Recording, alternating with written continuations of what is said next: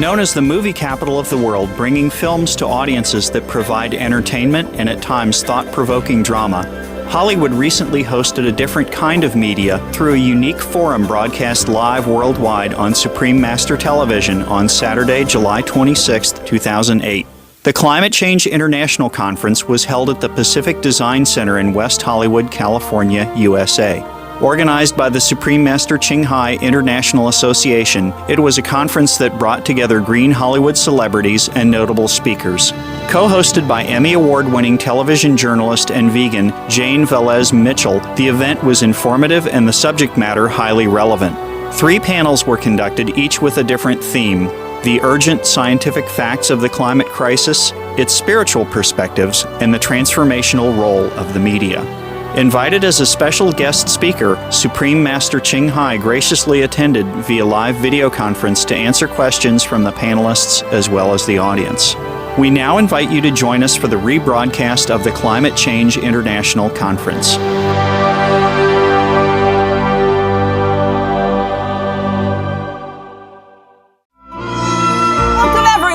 From the heart of Hollywood, California, I want to welcome you to this historic live broadcast. We're talking SOS Climate Change. I'm investigative journalist Jane Velez Mitchell, and this is truly a first.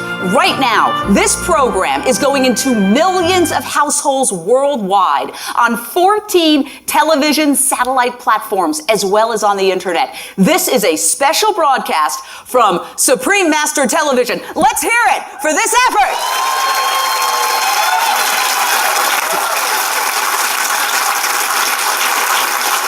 Are we going to change the world? Are we going to get people to start eating their fruits and vegetables and stop eating so many hamburgers? We are, that's for sure.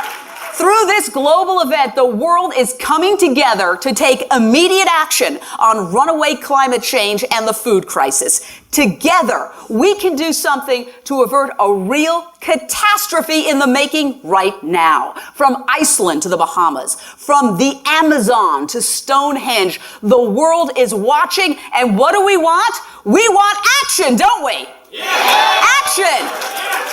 All right, we're going to change the world today. Let's begin with a prayer. It is my pleasure to introduce Janelle Romero, the founder of Red Nation Television, to lead us in a Native American Lakota prayer for, who else? Mother Earth. Woo!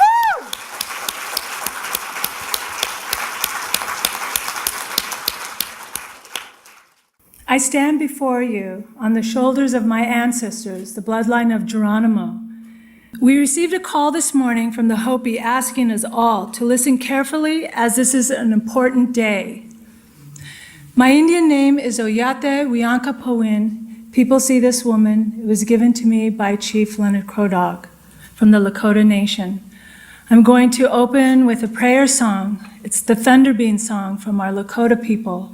It's a very ancient song, and it's very auspicious to have this song for this day because it will bring the water that we desperately need, the Maniwaka, the sacred water.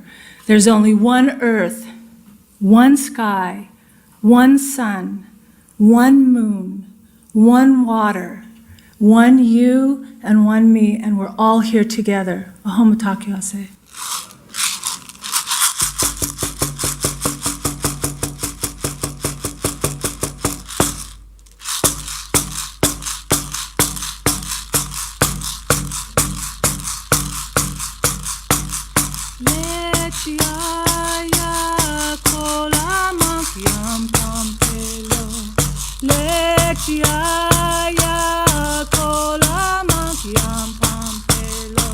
We all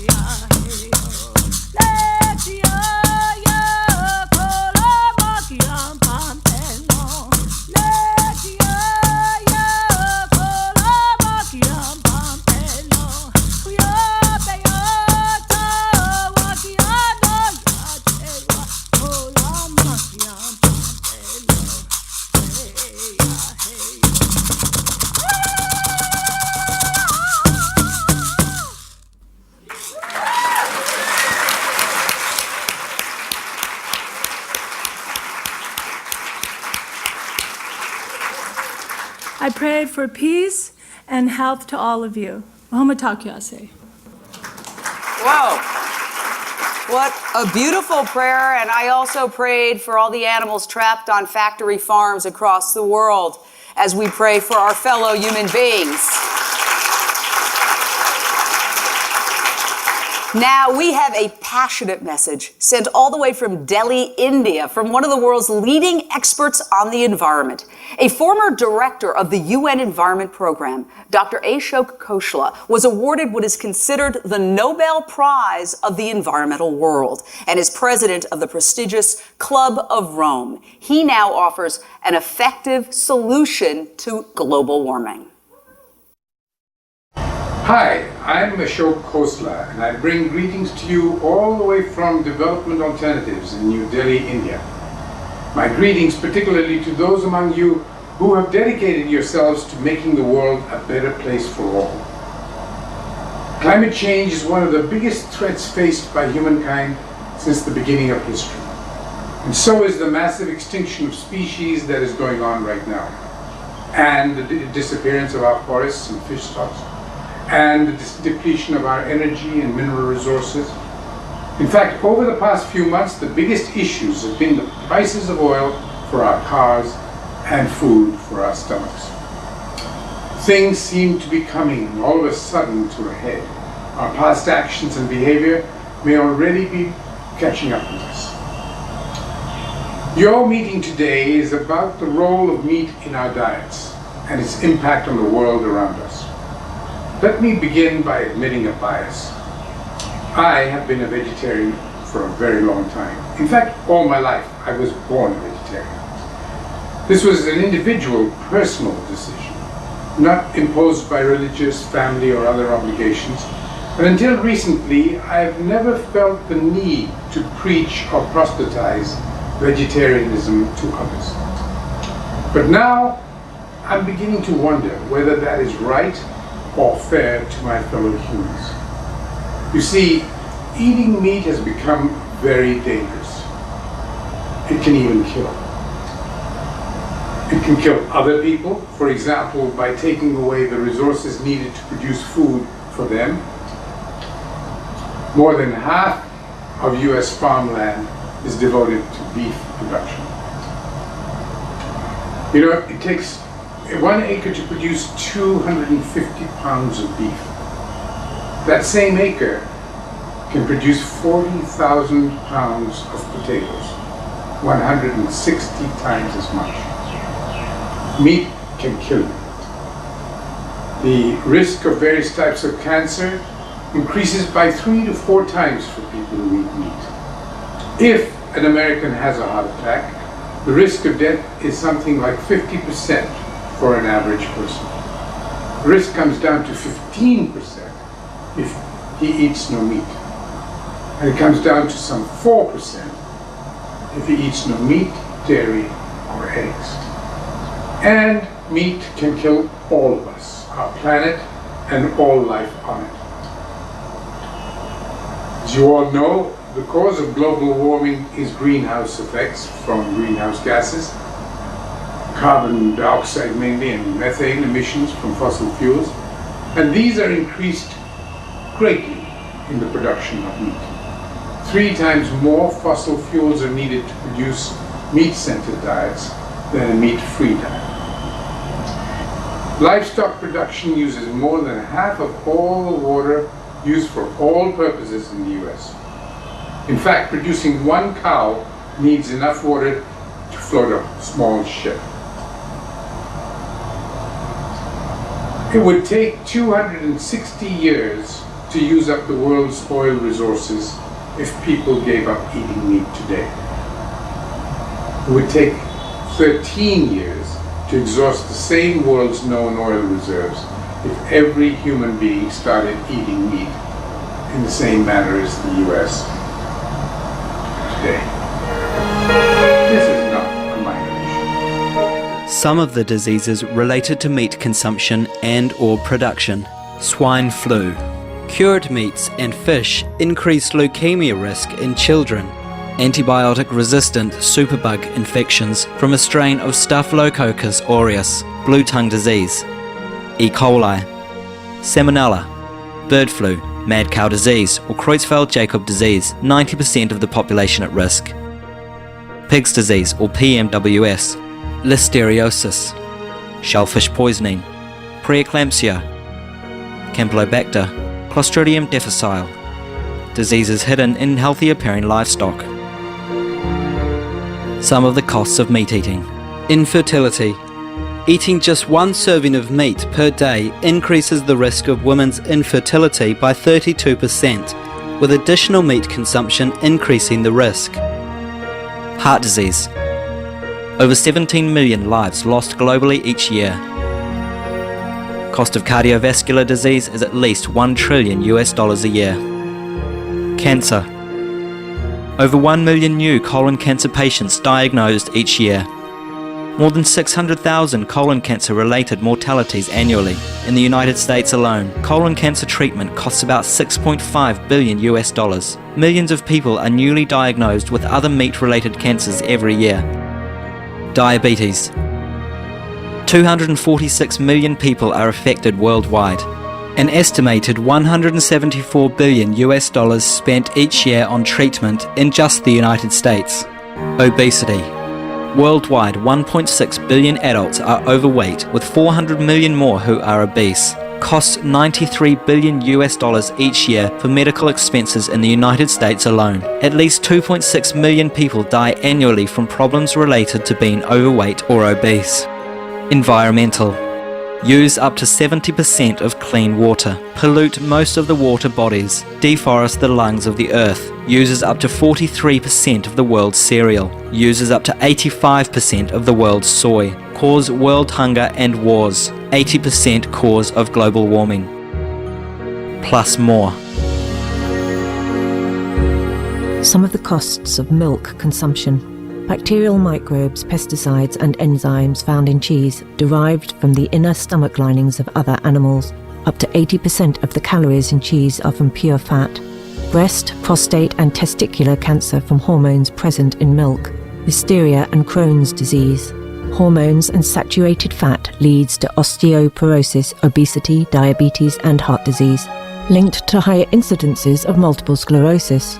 Classified as a major allergen. Lactose intolerance. Plus more.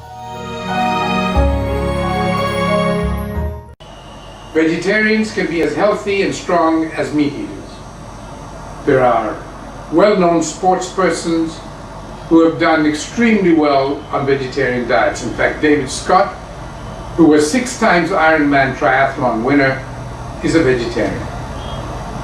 And I am still here after 68 years of eating no meat. All in all, I can strongly recommend a meat-free diet.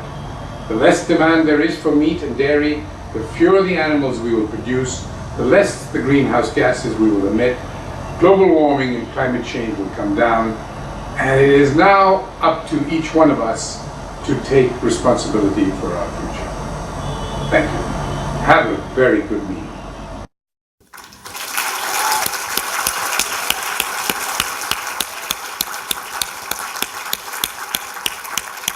Very well put. Meat kills, especially the animal who is killed for the meat. That's why we like to say peace begins on your plate. So all of you out there who say you're peaceful and you want world peace, start it right on your plate. You know, this movement is really being embraced by Hollywood. A lot of Hollywood celebrities have gone vegan, and some of them are in this room right now. And now we would like to introduce the mayor of West Hollywood, Jeffrey Prang.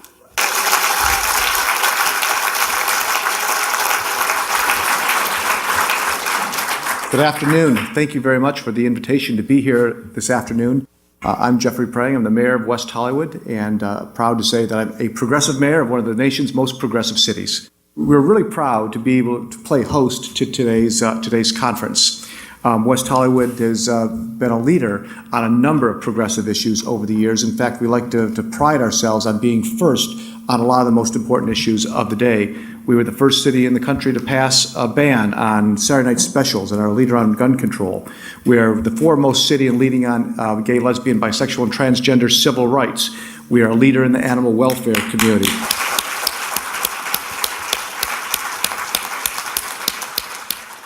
We're a dense urban city, but at the same time, we have been one of the foremost leaders on environmental policy.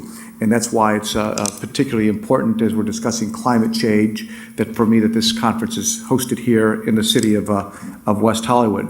Preparing today, being together today to talk about these important issues about our environment, about climate change is essential.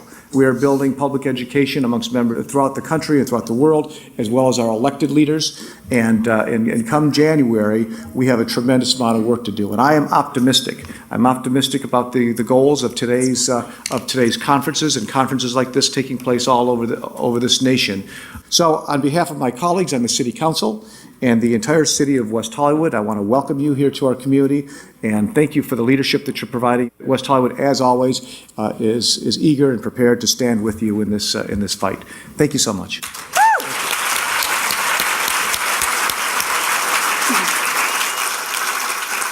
And I would like to say that there are a lot of vegan restaurants and vegan options offered in West Hollywood, and we love that, don't we?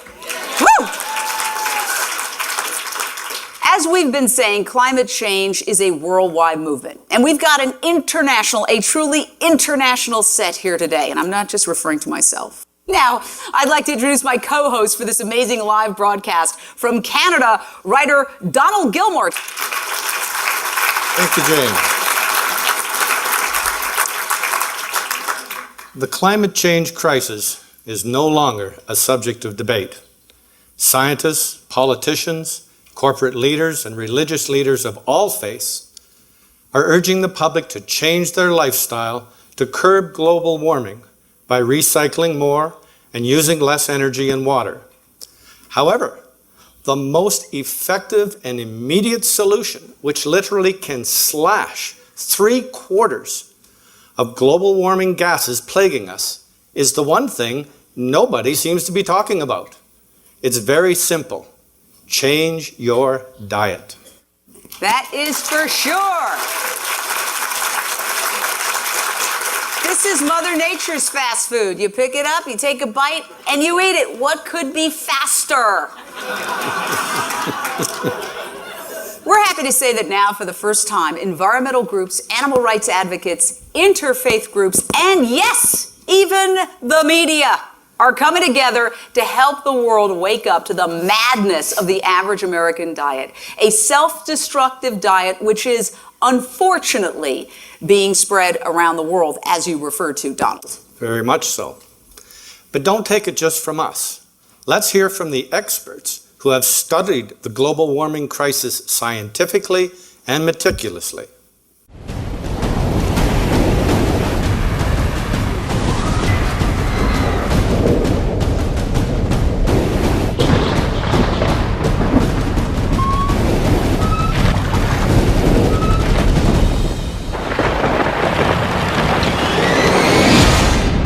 The hour is late. It's time to decide. I'm quite confident that you will make choice wisely. In addressing global warming issues, the scientists have made it quite clear. Climate change as a self-inflicted wound, if you like, can wipe out the very meager assets. We have a climate crisis that is a planetary emergency. We are so close to the red line that perhaps we may wake up tomorrow and find that there's nothing to save after all. We have reached a point where we have a real emergency. The message should be clear. Climate change must take its place along those threats like conflict, poverty. Climate change is responsible for conflicts that can only deepen in the future if we don't act as soon as possible. is the only thing that I believe has the power to fundamentally end the march of civilization as we know it. You will have a catastrophe added to another catastrophe. Climate change means catastrophically violent weather. Like wildfires and devastation. Rising sea levels. Rising food prices. To the spread of disease. If the future of the world depended on me, what would I do?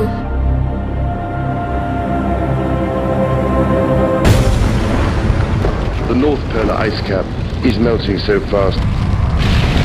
But what seems to me to be important is that some of the effects we are witnessing now are happening twice as fast as scientists were predicting just 5 years ago. A report issued earlier this year by the UN Intergovernmental Panel on Climate Change concluded both that global temperatures are rising, that this is caused largely by human activities. And if you look at the fourth assessment report of the IPCC, we've assessed several stabilization scenarios. In 2010, there could already be as many as 50 million environmentally displaced persons due to climate change, desertification, and deforestation. Experts tell us that the situation underlying the crisis is not a temporary one. And it's getting more and more difficult every day. And there's no guarantee that human civilization can survive.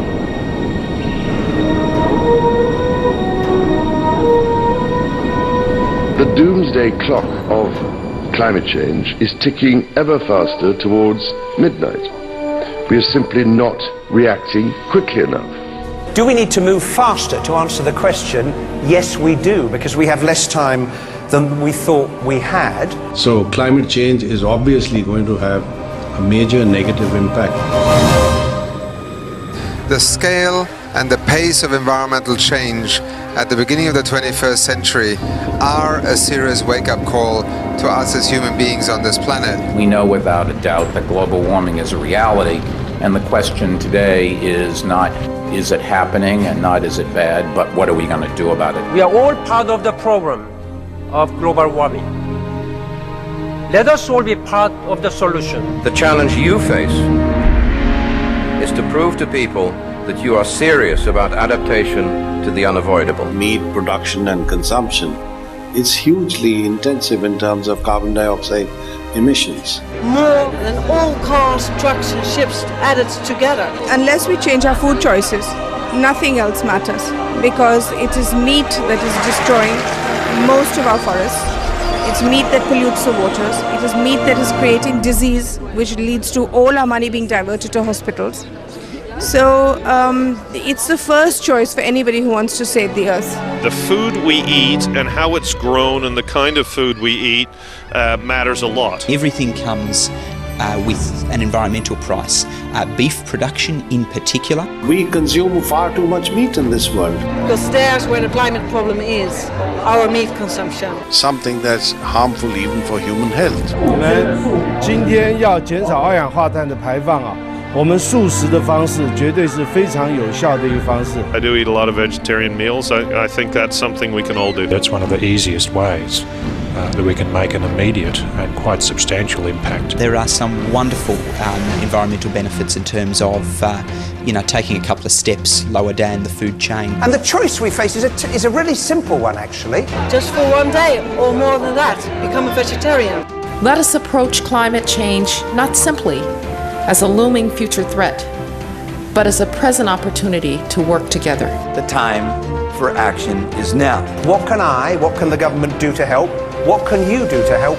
How can we do this together? And it's about what we do from this point on and this point forward. Individuals can take action. We have to play our part. And as individuals, through the choices we make, the purchases we make. If we once understand this and take the necessary actions, then we actually have a much better situation. Then if you eat less meat, you will be healthier and so would the planet. Then there's some kind of realization of individual responsibility to take care of this planet.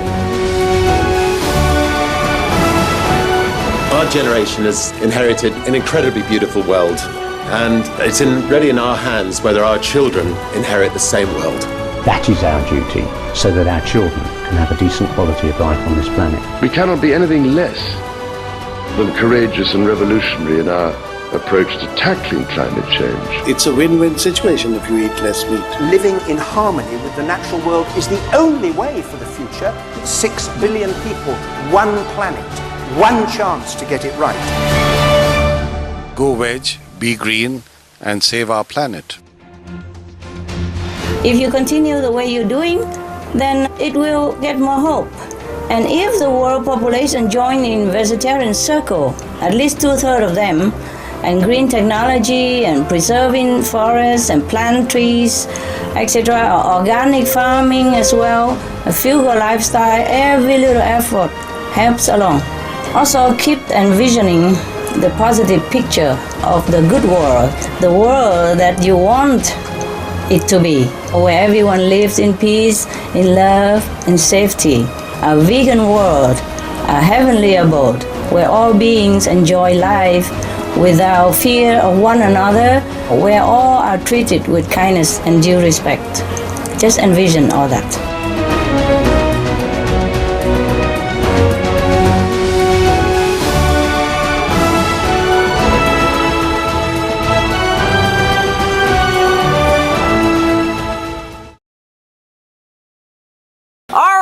We are so excited today to have with us one of the leaders in this movement. He is the author of the best-selling book, The World Peace Diet, Eating for Spiritual Health and Social Harmony. What a great title. What a great book.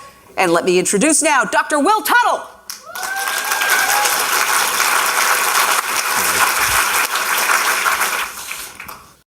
It's great to be here. As we just heard, I'm Dr. Will Tuttle, and I'm the author of The World Peace Diet, and I've been a vegan for about 28 years, and thank you.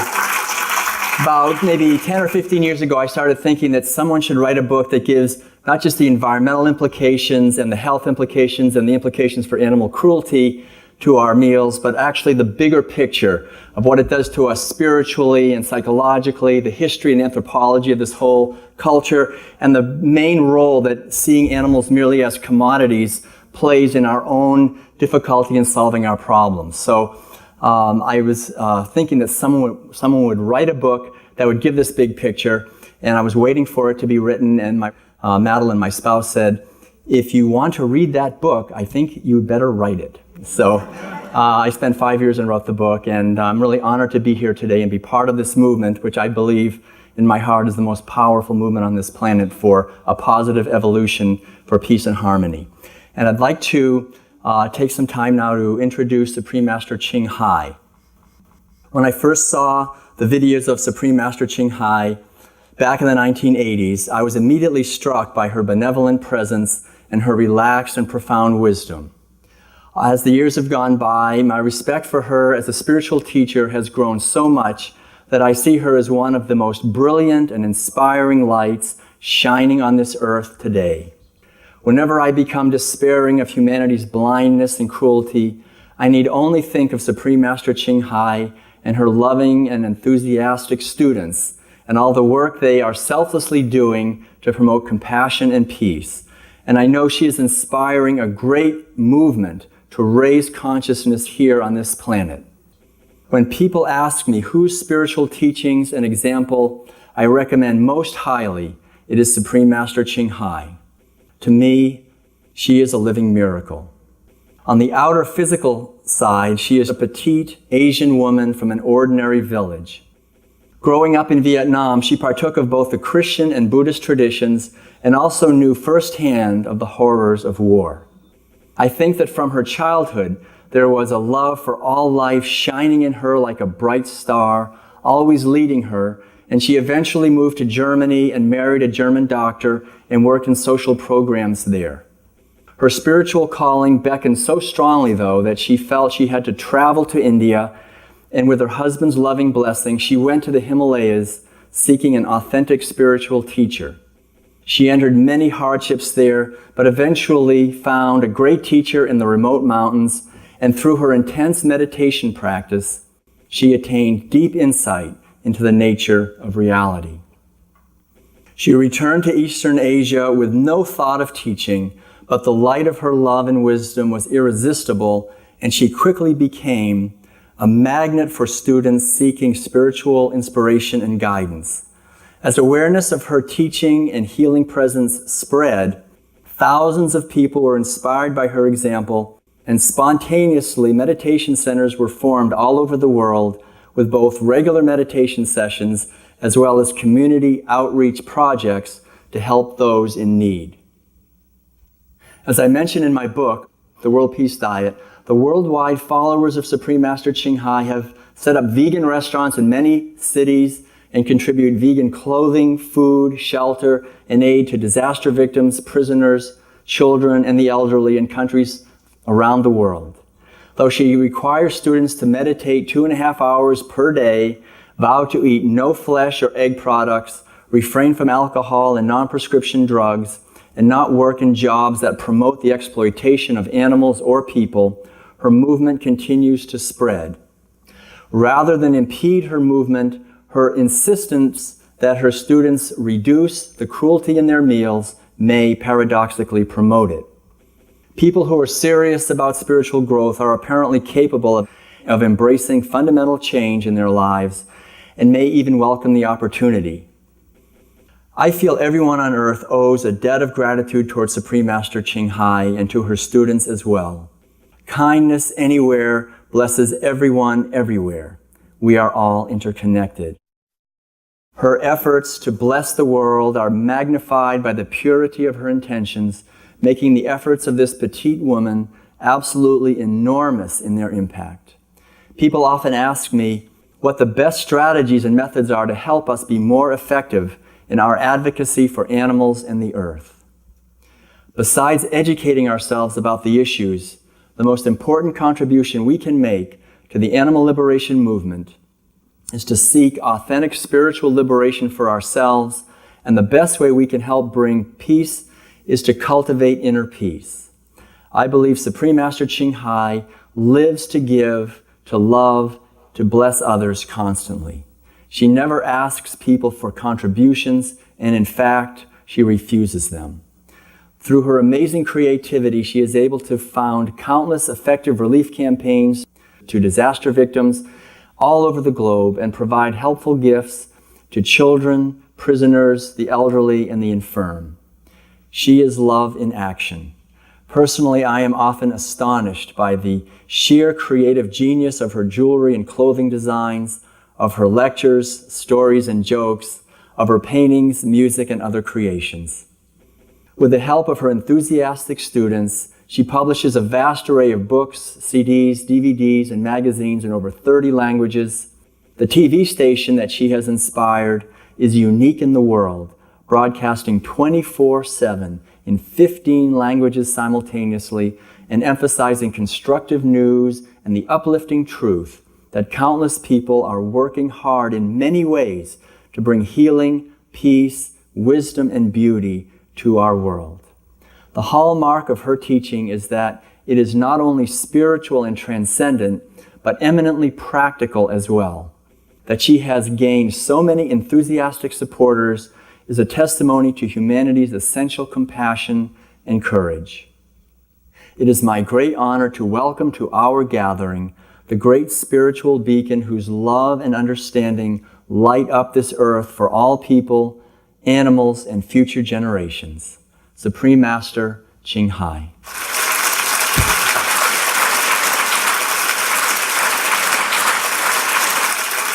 Hello everyone. Greeting to you. And God bless you so much. And I want to say hello, greeting, and thank you to your Honorable Jeff Frank, the Mayor of West Hollywood, and all the scientists, professors, media representatives, and all distinguished guests who are present today. Thank you for taking some of your precious time in your busy life to attend this conference, to offer your support, advices, ideas, and blessing.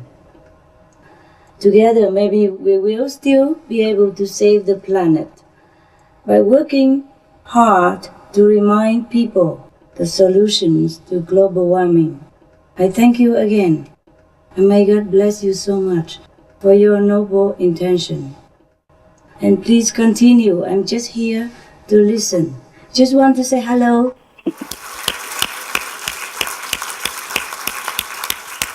Thank you so much, Supreme Master. It is so great to hear from you. And even as I listen to your voice, I can tell that you are love in action. The point is we're getting to hear from Supreme Master, and that's crucial. So that's the main thing. And so once again, we are so delighted, Supreme Master, that you are there. You have done so much personally. Every time I have asked for help from Supreme Master for causes, whether it's rescuing the seals or stopping animal cruelty in factory farms, she and her amazing team have always been there with the utmost generosity. It brings tears to my eyes. And I just think she's an amazing example for all of us. So let's hear it for Supreme Master. Thank you, Jane. Thank you, Jane. I'd like to introduce you to a truly remarkable man. He is a cowboy. He's made history exposing the most toxic secrets of agribusiness. Fondly called the Mad Cowboy, Howard Lyman spent his career as one of the largest cattle feed operators in the United States until something happened.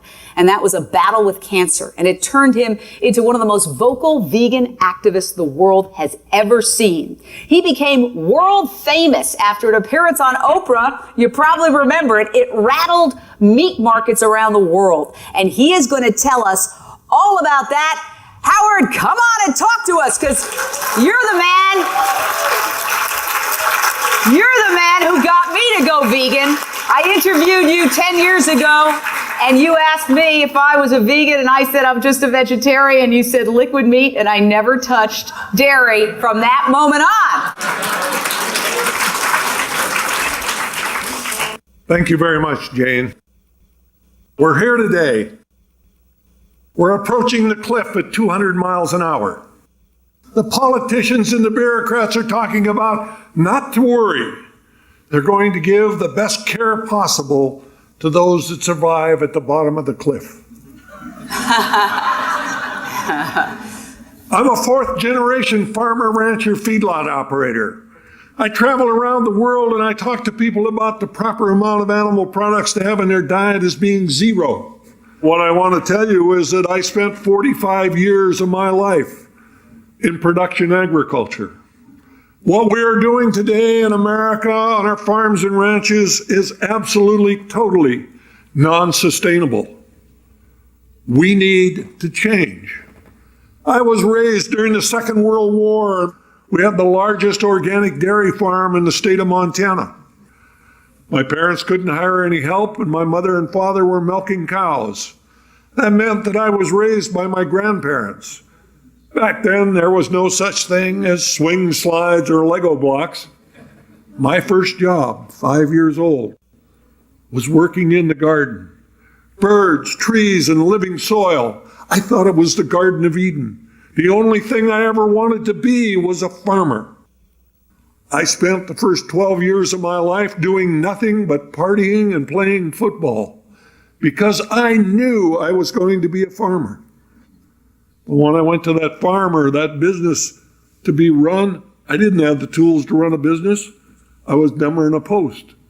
I didn't let that bother me any. I did what most good red-blooded American youth, 12 years of going to school and not learning anything, I immediately went on to the university.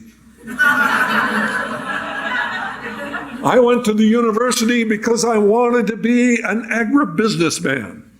Now, I couldn't spell it, but I knew that's what I wanted to be. I learned a thing about herbicides, pesticides, hormones, and medication.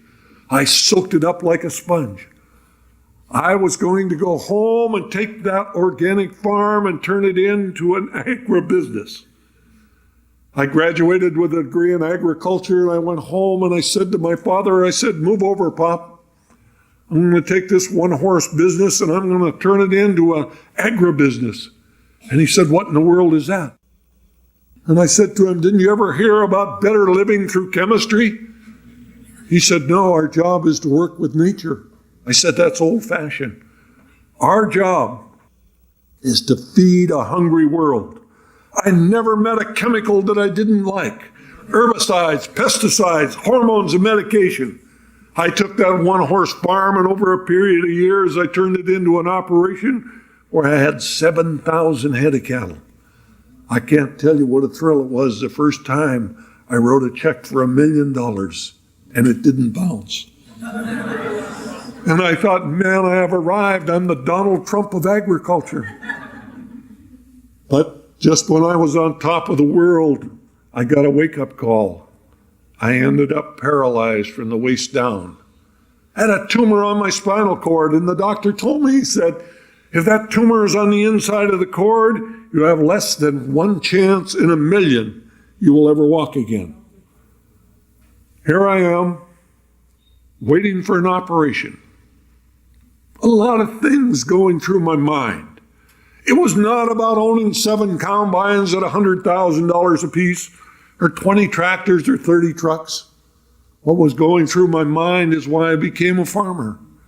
Birds, trees, and living soil. I saw the birds die, the trees die. I saw the soil change. And it was not until I was paralyzed I was willing to admit I was the problem, not the solution. They operated on me for 12 hours. Cut the bone off of the back of my spinal column. Sure enough, the tumor was on the inside of the cord. They split the covering on the cord. Not only was it on the inside, it was under the cord. They could not lift the cord up to get to the tumor. All they could do was pick a nerve, cut it. They took out a tumor the size of my thumb. I walked out of the hospital with a 1 in 1,000,000 operation. But I guarantee you I walked out a much different individual.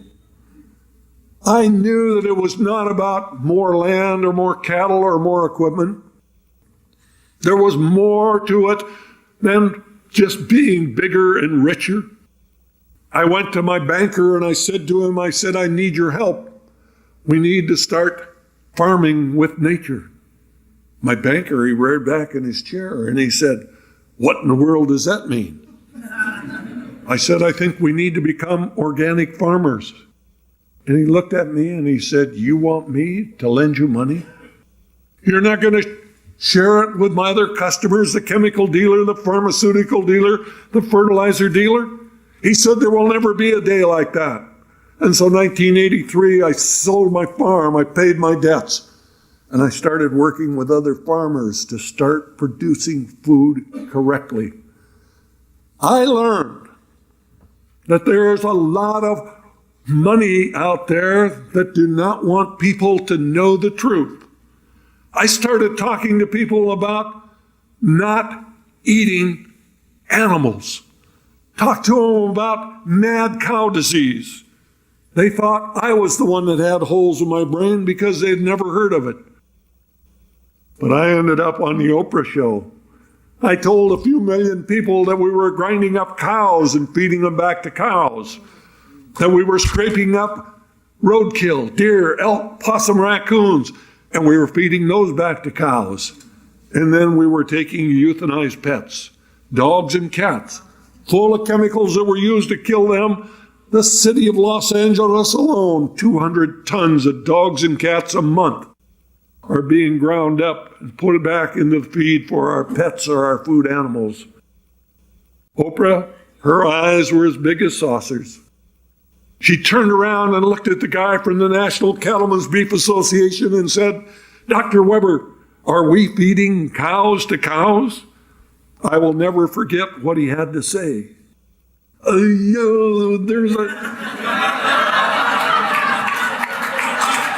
a limited amount of that going on. Well, the next thing out of Oprah's mouth got us sued. She said, that stops me cold. I will never again eat a burger. Now, I knew that 13 states had a thing called the food disparagement law. But the food disparagement law said it was against the law to say anything you knew to be false. I told the truth. But guess what? The cattlemen sued They didn't want the people to know the truth. They ended up suing us for 6 years, hundreds of thousands of dollars defending our right to tell the American people the truth.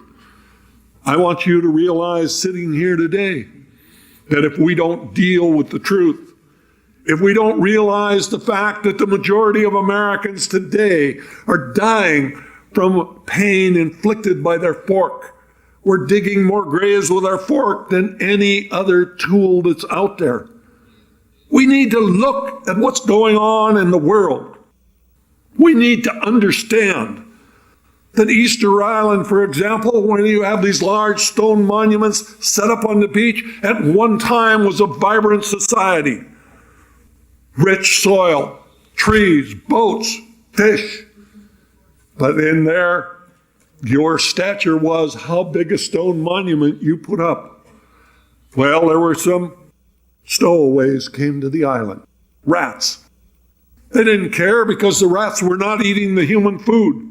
They were eating the seeds from the palm trees. As they cut down the trees to sled the large monuments down to the beach, there were fewer and fewer trees because no new trees were growing. Can you imagine what it was like when the last monument cut the last tree and there were never going to be any more trees on Easter Island? The monuments are there today. The people are gone because they could not learn to live within their environment. It's the same thing we're faced with today. We need to understand that the tipping point between everything being fine and total disaster is a very fine line. If we look at St. Matthew's Island, for example, 1943, they put 29 reindeer on an island so they would have a backup food supply for the military detachment that was there. They never needed them. 29 reindeer on a 128 square mile island with no natural predators. 20 years, that 29 island animals went to 6,000 fat, sleek, healthy animals in 20 years. 20 years later, there was not one live animal left on the island because they did not learn to live within the environment that they had. We have the same problem right now. When the boat people came to the United States, a little under 300 years ago, we had the deepest, richest topsoil on the face of the earth. In 300 years, we have lost 75% of all of the topsoil that was here. It takes 500 years to produce an inch of topsoil. We haven't been here long enough to produce an inch of topsoil, and we've lost 3/4 of what was here. 1850 in Iowa, they built a church. From 1850 in Iowa till today, that church has been in continuous use. In 1850, they took a picture of it. All of the land around the church was farmed. All of it was at the same elevation. Over 150 years later, they took another picture of the same church. All of the land around it was still farmed.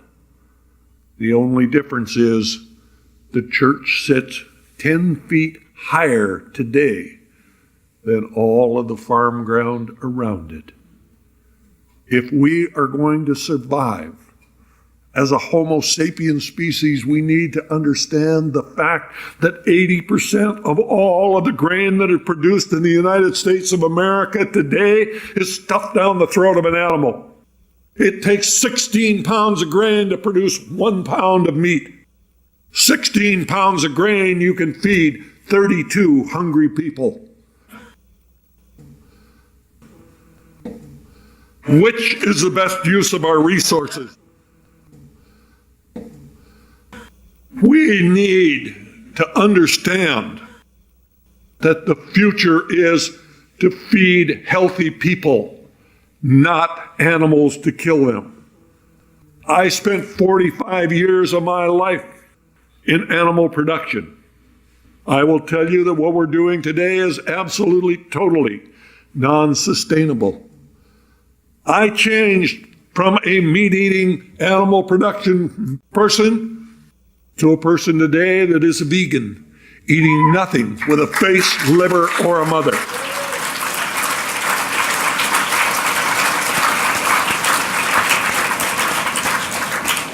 I changed my diet for my health. I do what I do today as a hardcore vegan for the love of the animals. I know that no animal has to die for me to live.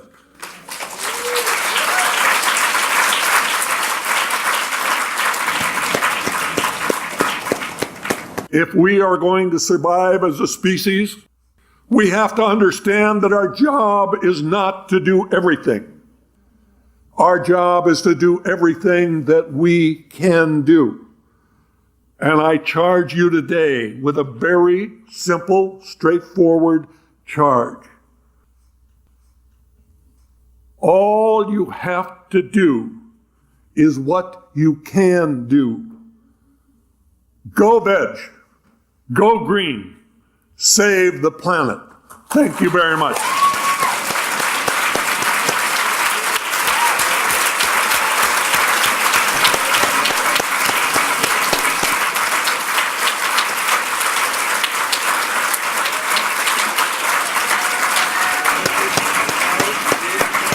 Thank you so much, Howard, for your insight, for this remarkable story. It's certainly been most informative and educational, and as you can imagine, some of the members in our audience right now have a few questions. Mr. Lyman, you have taken my breath away. Thank you for your love for coming here today to be with us. My name is Betska K. Burr. I am co-president of Coaching and Leadership International. We are the global leaders in mind, body, spirit, coach training, and I'm also the president of ecofoodprint.com. I have a very important question for you, and that is, should we put the carbon tax on meat? And if yes, how do we do that? The first question is, should we put a carbon tax on meat? The answer to that is yes. How do we do that? Remember, I spent 5 years working on Capitol Hill. I learned a thing that was called the golden rule.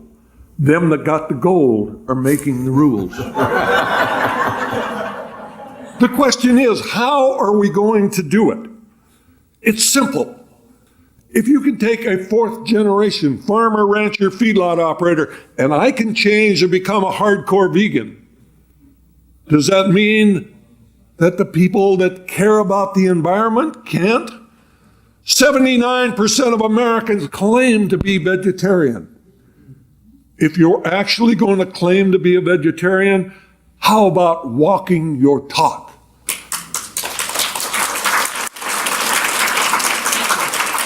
If we are going to change this, it is not going to happen in Washington, D.C. It's going to happen right here.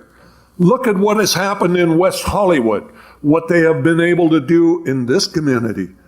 We need to go in our own communities. We have to organize.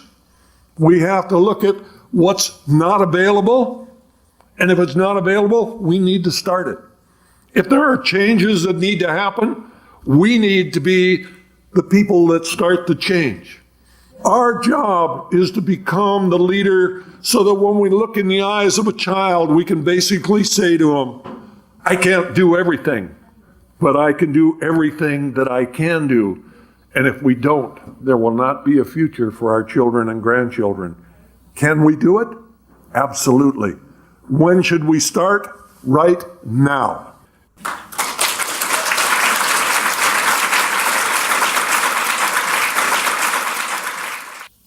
My name is Darrell Cumberbatch, and I'm a green accountant from Toronto, Canada. My question to you is, should there be warning labels on meat for the chemicals, drugs, and hormones that cause cancer and other diseases such as diabetes? If we look at what should be the absolute textbook of answering your question is Dr. T. Colin Campbell's book, The China Study. It is not only the chemicals we're using in producing meat, but look at the fact that it is animal protein that is the number one cause of heart disease, cancer, diabetes, and obesity. The largest dietary study that has ever been done in the history of the world. Is it worse when they end up with the chemicals in it and the hormones in it and the antibiotics in it? Absolutely. But if you want to live a long, healthy life, realize that our Maker did not build junk. He ended up giving us a phenomenal body. If we would just end up consuming what we were designed for, and it is not hamburger, T-bone steaks, or pork chops.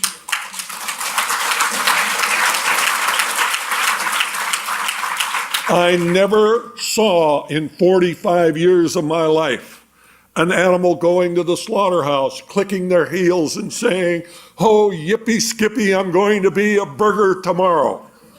They do not want to die. Our job is to make sure that they are able to live the life they were intended to live so that we can live the life we were intended to live.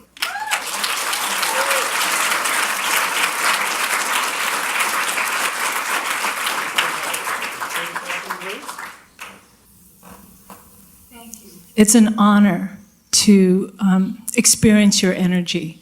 And our American Indian people are our nation's first environmentalists. My question to you is, meat wouldn't be such an industry without a fast food retail channel. What can be done about it? When we stop and look at fast food restaurants today, how many of you ever realize how many of your dollars are going out there subsidizing the price of that hamburger being as cheap as possible? If it was not for the subsidy from the American taxpayers, we would be looking at a burger, a 4-ounce burger costing about $12. Do you believe that the people going to fast food restaurants would be lining up at $12 for a burger without the subsidy? How many of them realize that when we talk about a thing like a mad cow disease, that it takes the amount of material that'll cover the sharp end of a pin to cause a disease that is 100% fatal? If we took one of those 4-ounce burgers and we took it to a DNA lab, we would find there are between 500 and 1,000 different animals in one burger. Do you feel comfortable that one of those was not infected? Do you think that we could not use the subsidy from the American taxpayers for education, Social Security, senior citizens, to rebuild our roads and bridges? Do you realize today that the United States of America is spending between $30 and $60 billion to import $20 billion worth of oil from the Middle East? Could we not do better? Should we not be doing what Al Gore is talking about, taking 10 years and making us self-sufficient in electricity? Could we do this? Absolutely, we could do it. We can actually end up with safe, healthy food that costs what it should cost and not subsidized by the American people, and taking our tax dollars and doing the things we really want to see more of.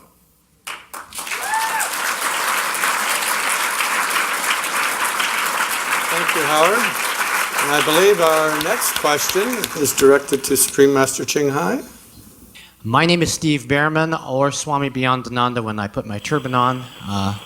That's when I channel the Swami, so the turban's off, he's channeling me now. There it was. Supreme Master Ching Hai, I appreciate opportunity to be here. On a recent TV program, you suggested that the government could actually subsidize farmers to grow vegetables.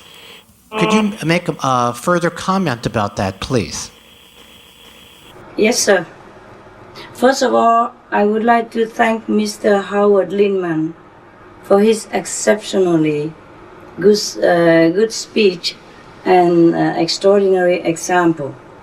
If he, as a wealthy cattle farmer, can forsake just everything in one go like that to become vegan, then I believe everyone could learn from his example.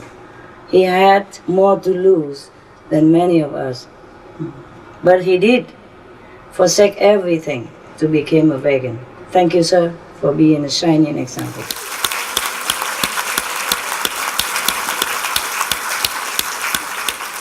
Mr. Swami, organic farming is always ideal for health and ecology, as we have had it proven from the scientists. And now, organic farming not only good for health and ecology, it keeps water clean and environment safe. Because at present, this practice is not widely spread and encouraged by the government or by the media. So, in my humble opinion, instead of subsidize for the farmers who lose money on meat, or because the meat was tainted with disease or something, instead of subsidize for that, the government can subsidize the farmers so they have more financial support to fall on until this become more stabilized as a practice and the market has more demand for organic food. Then farmers will be happy to grow more vegetarian food to supply for the health of human and the planet. That's what I mean by subsidize more for the organic farming, because it helps in many, many angles, not just health, but the water, the health of the planet. And right now we're short of food. So if the farmers are encouraged to grow more on the government to support and subsidize, then of course we will have no problem then, and people will have more vegan food to choose from, and the farmer will also be happy to supply. That's what I meant. Thank you, Swami. Let's hear it for Howard Lyman and Supreme Master. Woo!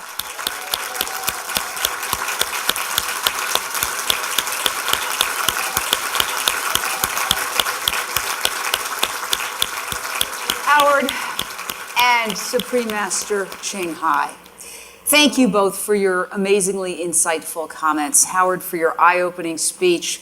You know, the whole world needs to hear what Supreme Master is saying and what Howard Lyman is saying. And I just wonder, why is it that it takes Supreme Master to tell the world what really the mainstream media should be telling the world but isn't? You know, ask yourself that question. Why are they not conveying this information? All you have to do is look at the television commercials and you'll have your answer. Think about it. You know, Jane, she's a vegan, but she's so energetic. If you look at her, everyone should feel like they want to be vegan right away. Look at the energy she has all the time, not just today, all the time. Thank you, Supreme Master. I saw you on many programs. You're always like this. You are a very good example of a vegan person. Thank you. Thank you, Supreme Master. And you know, my mother is 92 and she's a vegetarian, and she's the one who taught me this. And she is amazingly sharp. She doesn't have Alzheimer's. She's on the internet. She's on YouTube. She's on Google. She's always telling me to get off the internet because she wants to use it. And so you want to live long and healthy, go vegan. You'll be 92 and you'll be running around like a pistol. That's right. That's right. And now we have a very short video that really outlines this problem. And you know, so many people just don't want to face it. They don't want to watch the videos. They don't want to see what's really going on. And I applaud all of you and all of you watching at home for taking a look at this important information about the realities of livestock's long shadow.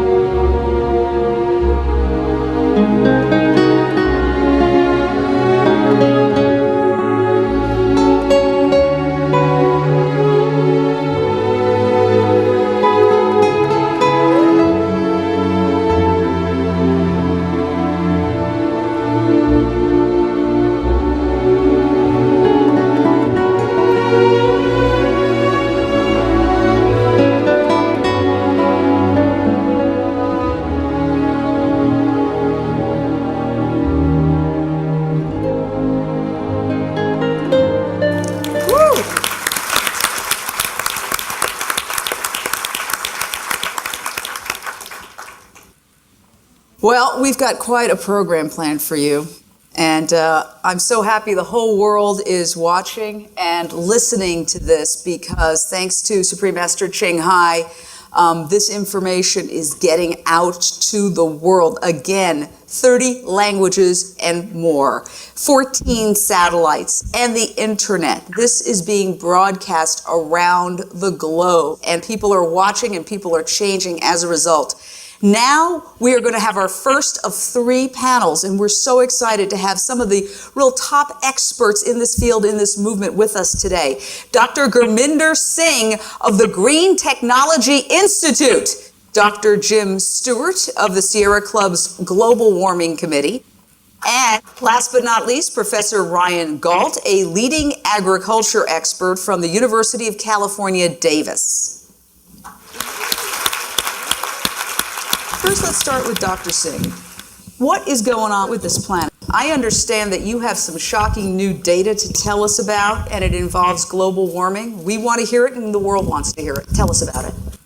Let me get it to the point. We passed the tipping point. The tipping point has been reached about a year ago. And what scientists are not talking about is that carbon is not the problem. There are 3 or 4 other gases, and at the top of them is methane. Methane is 23 times more toxic than the carbon footprint.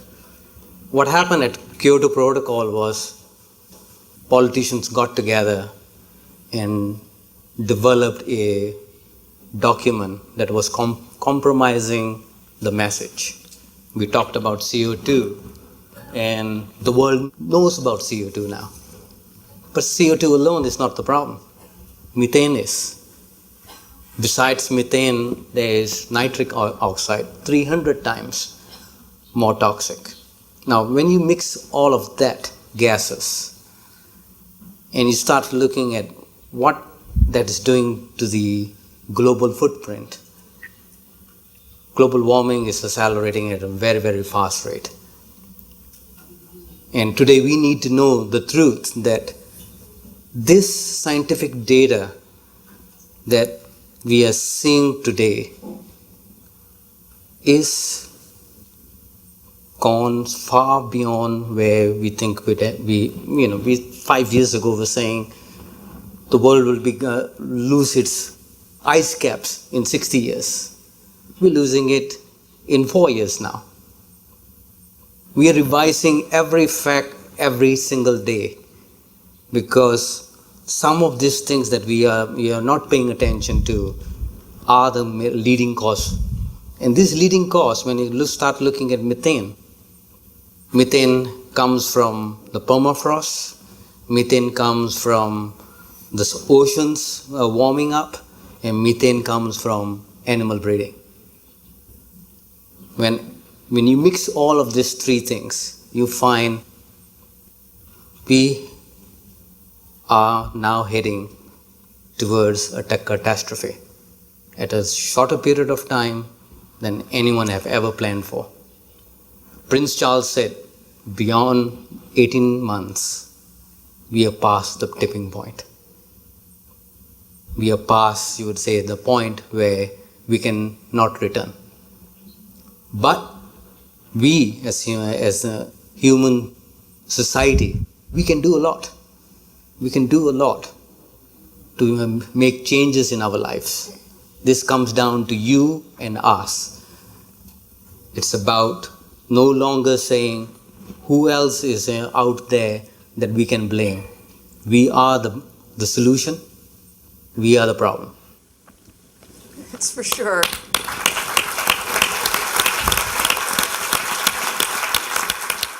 Dr. Singh, you have a question to ask Supreme Master. What I wanted to ask is that given all the facts that we are seeing, given the facts on the ground, the changes that are happening, what else out there that the human eye is not able to see? What else the world needs to know that we do not know about at the present moment? That would be my question. Concerning the point of no return, I'm happy to inform you that we have not passed it yet.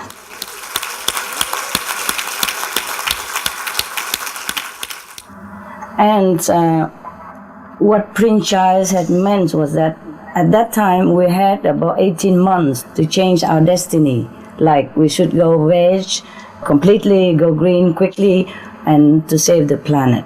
But now I'm very happy to inform you, if anyone believes my humble opinion or insight, that we have gained 3 years and 4 months we have now, Dr. Singh, to change. Thank you. This is what I know from my meditation inside. I cannot prove it to you, but in case you believe it, it's good. If you don't, we still have 3 years and 4 months. And on this note, I would like to thank the new vegans, vegetarian comers who joined the circle of the noble elite, who lives without blood in their hand, who lives as an example of peace that begins with themselves and begins on their dinner table. Because of this, because of the effort of everyone on this planet who knows, who are aware of our predicament at the moment, they have been trying to work very hard to go out of their way to spread the news, information about the danger we are facing, and also to spread the news about the solution we could all take action to save the planet. Therefore, many more people joining our vegetarian and vegan circles now, and that's why we have gained time. I know we have also the plant trees and a little technology here and there, and changing some bulbs and all that, and turn off the light 1 hour here and there. These also help, but very little compared to the blessing merit of vegetarian and vegan diet. Because once they turn their heart into this compassionate direction, The compassionate and loving energy that generates is enormous. That's why we can combat the negative power who want to destroy our planet before we could even have a chance to be awakened spiritually. So I'm very happy to tell you we have a little time. And as we go on, maybe we gain more time. And let's hope so. Thank you so much, Dr. Singh. Don't worry, we are okay for now. I mean, not really okay. We're not really okay, but we are okay. We have hope. You are working. We are working together. And perhaps we still can make it. Who knows, Dr. Singh? Miracles can always happen. Absolutely. Now, Dr. Jim Stewart, can you share with us the depth and the scope of the crisis that we're facing? Exactly how serious is this? Well, I think that Dr. Singh has already talked about a lot of the crisis, but we can, of course, talk about some specifics in terms of the sea level rising. And if we do lose the Greenland ice cap and the West Antarctica ice shelf, the sea level will rise 40 to 50 feet or 14 meters, and that will, of course, devastate many countries in the world. We're also facing a crisis relative to the droughts in some places and floods in other places, as we're well aware of.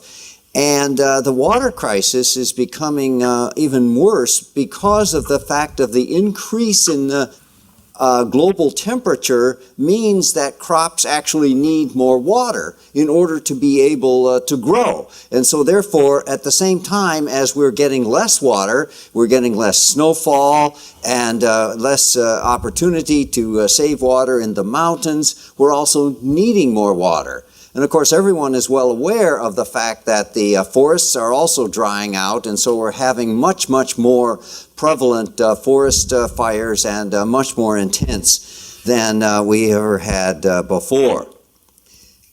But I do want to bring a bit of hope to this situation, and that is that technology to solve the global warming crisis is here. We do not need to wait for any new technologies. As Al Gore announced last week, that the technology is available within 10 years to go 100% renewable electricity.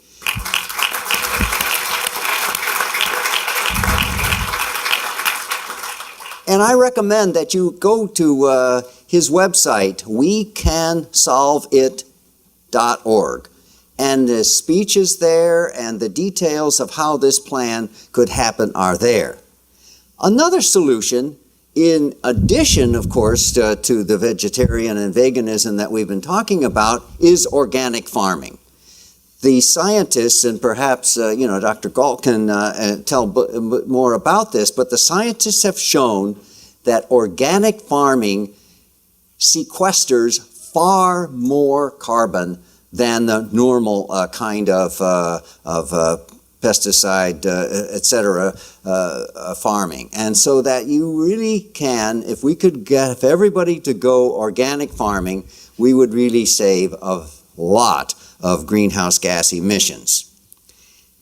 The other ray of hope that I would like to present today is contained in a act that's called AB 32 in California. It's the Global Warming Solutions Act, and just a few weeks ago they came out with their proposal for the draft scoping plan.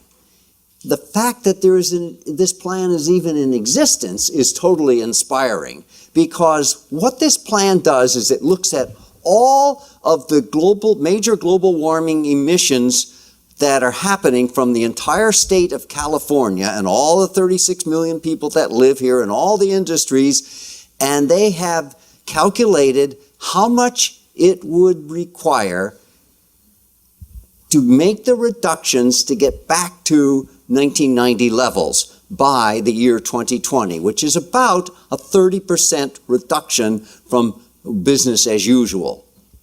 And they have gone through and they have come up with a detailed proposal of how they can reach the 170 million tons per year by 2020 in terms of the reductions. And I recommend that all of you go on the website. It's www.arb.ca.gov. And the Air Resources Board for the state of California has this plan. And they also are asking for comments. And I want to say that the mention in this plan of agriculture is woefully inadequate. There's no mention made of organic agriculture, which has been proven to save global warming. There's no mention made of the aid that would happen if people went to vegetarian or vegan diets. And so you are invited on this website to go make your comments. And I urge all of you and everyone throughout the entire world that's listening to this broadcast to go. You don't have to be a California resident to comment on this, because this plan is a blueprint. This plan could be the plan to save the entire planet. The final thing I want to say is that I want all of you to take a look at this plan and work with your local city, state, and nation to ensure that this kind of comprehensive plan is taken and implemented right now before the 3 years are up.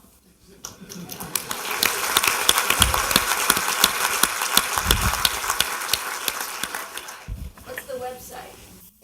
arb.ca.gov.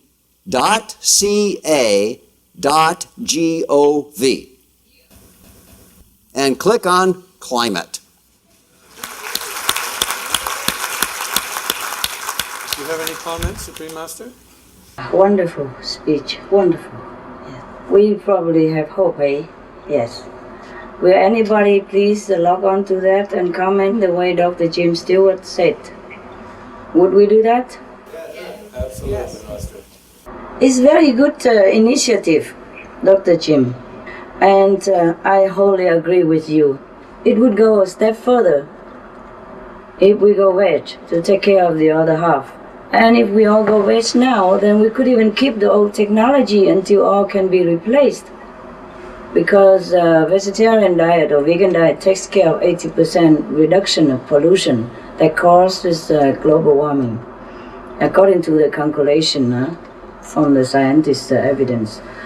And it is the easiest way, the quickest way, and the safest way that we can eliminate 80% of global warming, and almost immediately.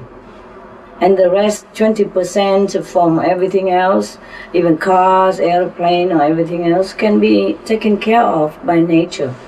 Originally, nature can take care even a little bit more than that. It's just that we overloaded her capacity, and we abused the Mother Earth's resources. So we just have to reverse our actions. Wonderful, wonderful. Thank you so much, Dr. Jim. It's nice to know that the government and everyone is really go out of their way to help saving the earth. I'm so happy.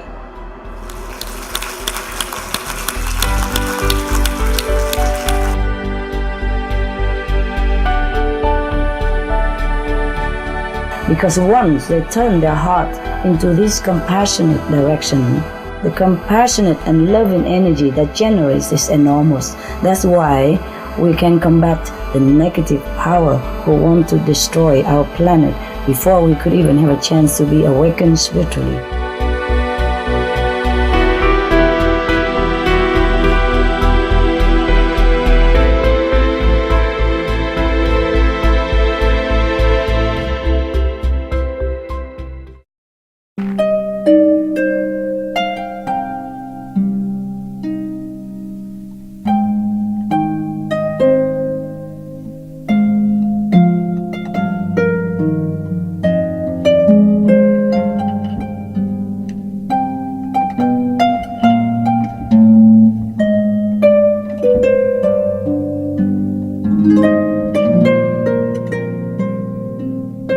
Thank you.